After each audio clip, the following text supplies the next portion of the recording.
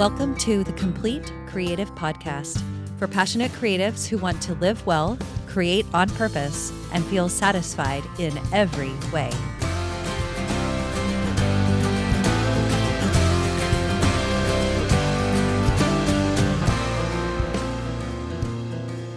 Hey everyone, welcome back to the Complete Creative. This is Brie Stockwell, and I'm so thrilled that you're here with me. So great that we can connect, even though I don't see you, and you may see me depending on where you're connecting with me. But either way, it's just awesome that we get to have this conversation, even if it's unspoken. So today, I want to talk about something that I hear from so many of you creative thinkers, especially the bold, the courageous, the brilliant ones doing so much original work. And it is this idea of imposter syndrome. And I know I've mentioned this on a previous podcast that I have a spicy take on it. And so here it is. Imposter syndrome isn't real. I hope it didn't just break your brain. And here's the thing. You're not a fraud, and you're definitely not broken. There's nothing wrong with you, and you're not faking it. And I say faking it in quotes. How you feel is a sign that you're creating at your edge, that you're pushing yourself. It's a signal that what you're doing is actually on the edge of growth, on the edge of your comfort zone, not outside of it. Okay, there's a difference. Maybe I'll talk about that another day. It's at the edge of your comfort zone. So let's just unravel this together. So in the creative world, there is a collective thought that imposter syndrome exists, and it exists like this. I feel like a fraud. Well, I don't think what I'm doing is legit. Like, everyone's going to figure out that I have no idea what I'm doing. And sometimes it's verbalized and sometimes it's unspoken. And this usually happens when you're launching something new or showing something brand new, maybe something you might not be sure about. It could be when you're speaking publicly about your work.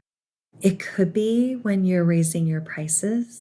It could be when you're just sharing what you have to say as a creative thinker. Or it could be a combination of any of those or something entirely different. There is a bird chirping outside my window. It's great. If you can hear it, roll with it.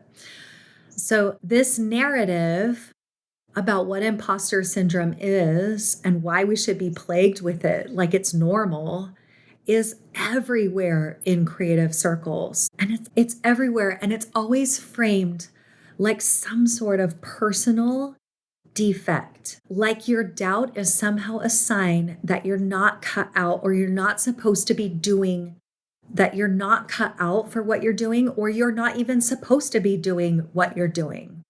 That somehow you're not supposed to be there. And that is totally false. So here's why I think you are going to want to frame this in a different way. Calling this thing, whatever it is that you're feeling or thinking, imposter syndrome, feels like it makes it your fault. It turns this discomfort of whatever it is you're feeling, we'll talk about what that might be in a minute. It turns this feeling or thinking, it turns this feeling, this natural discomfort into a diagnosis. You heard this syndrome. What is a syndrome? It's like an illness. Like, oh no, call the doctor. I've been diagnosed with this. I'm sick. And I think that doesn't need to be true anymore at all. I totally think we can ditch this. But when you're making something that's never existed before, like, of course you're going to feel uncertain. of course you're going to maybe feel like maybe in some way it doesn't belong or you don't belong. That doesn't mean there's something wrong with you. And when you're showing up as fully you, which I hope you are, it's going to feel very vulnerable, which can usually feel uncomfortable. Vulnerability is sometimes not always easy, but showing up in alignment with what you love to create with the true you is an amazing place to be. And when you're doing that, you're definitely not sick. There is nothing wrong. There's no fraud happening. It's like you're fully alive and living it. And that can sometimes feel pretty messy. Okay, so I want to pause from that for a moment and just give you a little quick history on imposter syndrome, because why has this pervaded our collective consciousness, this idea of this syndrome, this imposter syndrome? So it didn't come from nowhere. And this is where I turn to my notes because I am not perfect at remembering all the dates, but I think it's important for us to understand where the idea came from so that you can decide whether or not you want to keep it or not. So this phrase, imposter phenomenon, was created in 1978 by two psychologists that were studying high achieving women who felt undeserving of their success. So let's just think about this for a minute. And actually, it was only 150 high achieving women. So back in the 70s, think about how many women were high in positions to be high achievers. Not as many as we like, for sure. And I don't know the stats, but I'm thinking of powerful women in the workplace that is usually male dominated. Now, if you are other than a woman and you are listening to this, you're like, why was it only women that were studied for this? Are you curious about that? Because I am. This whole idea comes from a sampling of 150 women. So just think about the circumstances involved with this study way back, like 50 years ago, when everything looked different or so much different. And honestly, this was never meant to be a clinical diagnosis. It was just a pattern that these two psychologists noticed. They noticed smart, capable, brilliant women doubting themselves. Kind of feels like what we think of as imposter syndrome or imposter phenomenon. And like so many Instagram reels, or what we understand as going viral, the term went viral. It got picked up and it got twisted and like tossed around pop psychology until it became a catch-all label for this feeling of self-doubt or some flavor of self-doubt, doubting that you should be where you are, doubting that you should be doing what you're doing, doubting what you're putting out into the world. And what's funny is somewhere along the way, we stopped asking why people felt this way. What? And we just started assuming that the problem was with us, when really that imposter feeling is just a sign of growth or us pushing ourselves into growth. I just think that's fascinating. So here's what's true, because I told you it was false. Here's what's true. And I want to talk about this in a metaphor that feels really familiar for me. So I'm a nature photographer, and I spend a lot of time outside watching light or experiencing light. And I've experienced that some of the most powerful moments come right when the light is shifting. Like I'm waiting, and all of a sudden the light starts changing. It starts moving. There's a shift. There's like a golden edge to the light coming or going. depending on what time of day it is, right? And there's a tension of change as it shifts, like an excitement. And what's amazing is there's a feeling, like an energy around me that's like something's coming, something's shifting, something's moving. It's like all of a sudden things start shifting and then they shift even more rapidly. Kind of cool. And creative work is the same here. There's like an edge, it's like a growth edge. Sometimes when the light is changing, I'm not sure exactly what it's going to do unless I'm super familiar with the place. But if I'm in unfamiliar territory, I may not know what the light is going to do as things are shifting.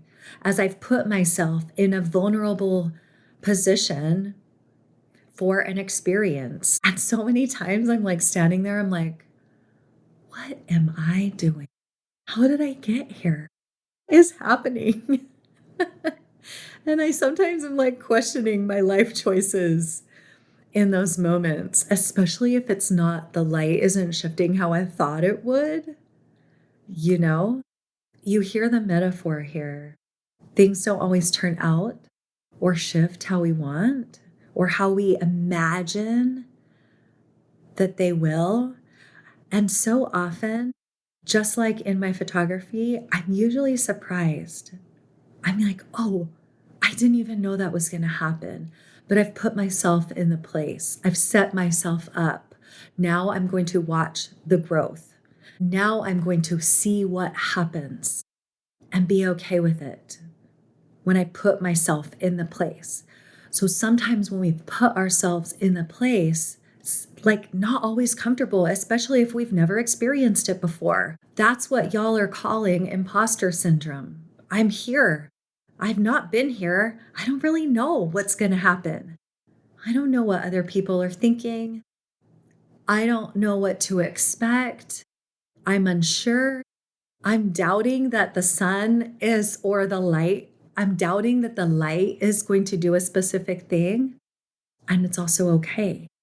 This is part of the process of expansion as a creative person. We're pushing on the boundaries, on the edge of our comfort zone. We're not outside of it, we're just pushing on it. Outside your comfort zone looks like full nervous system breakdown. But when we're in the place and we can handle it and we're feeling some discomfort, we have a tendency to want to call it something or to have a reason that we're experiencing it. But let's call it what it is. Like maybe we're just on the edge of growth. Maybe we are having some doubt. Maybe we're uncertain about the outcome. But maybe we stop calling it imposter syndrome, which is feeling like there's something wrong with you. There's nothing wrong with you. You're not sick. So what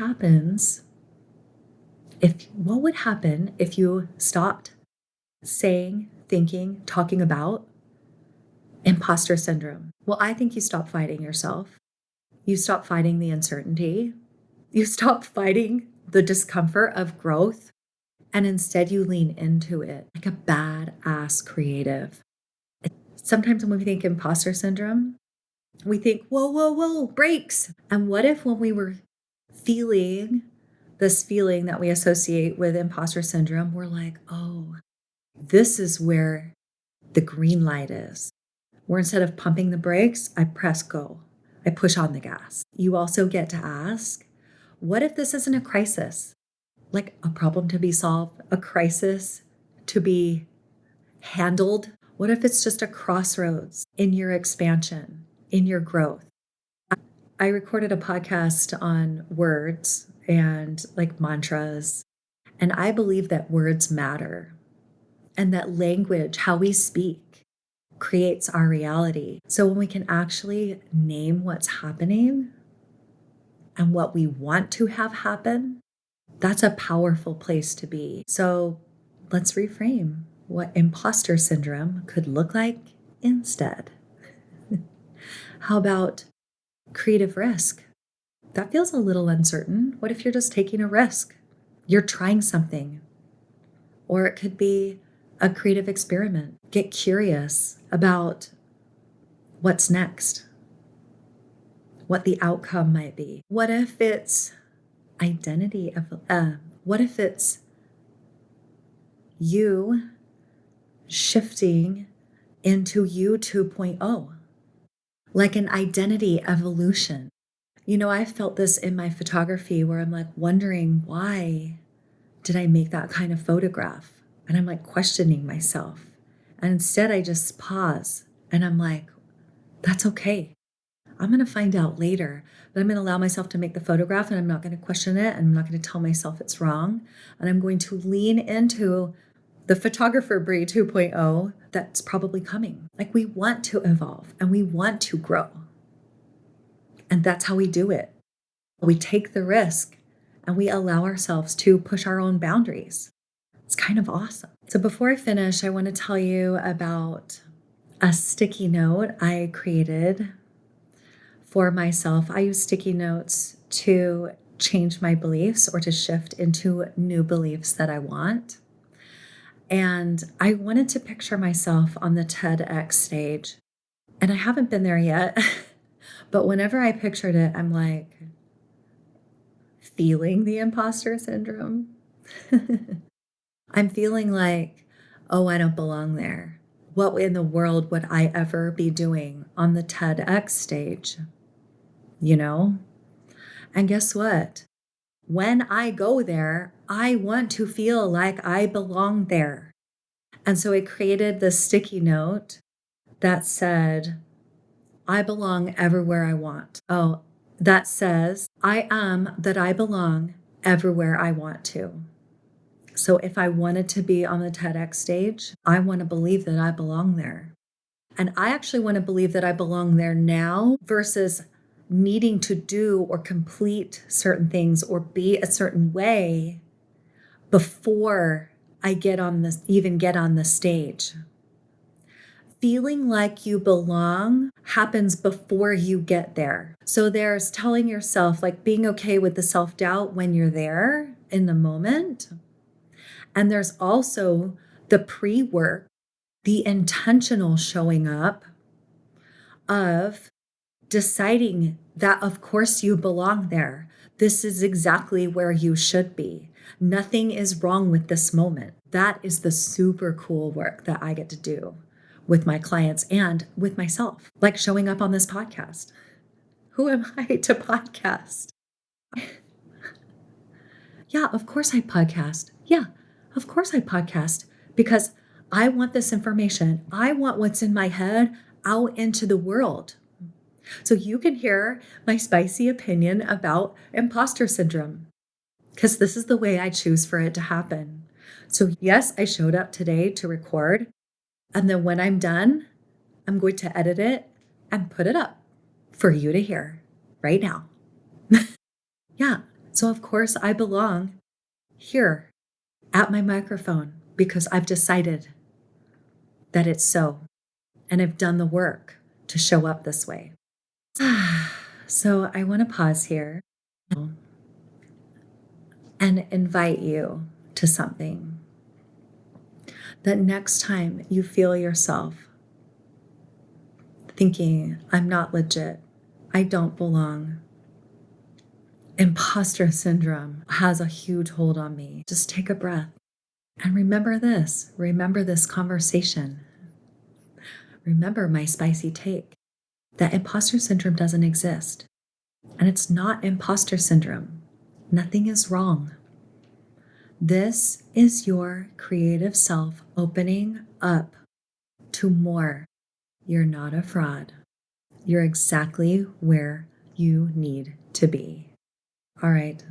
So the only way you're going to hear me talk about imposter syndrome is to say that it's not a thing. All right. I really loved sharing that with you. It actually has been a long time coming, and I've been doing some research and some contemplating on it and journaling because I really wanted to be powerful in my opinion about this very important topic. So the last thing I'll say is, if this episode resonated with you, I would love for you to share it with someone else that needs the reminder or that needs to hear this message.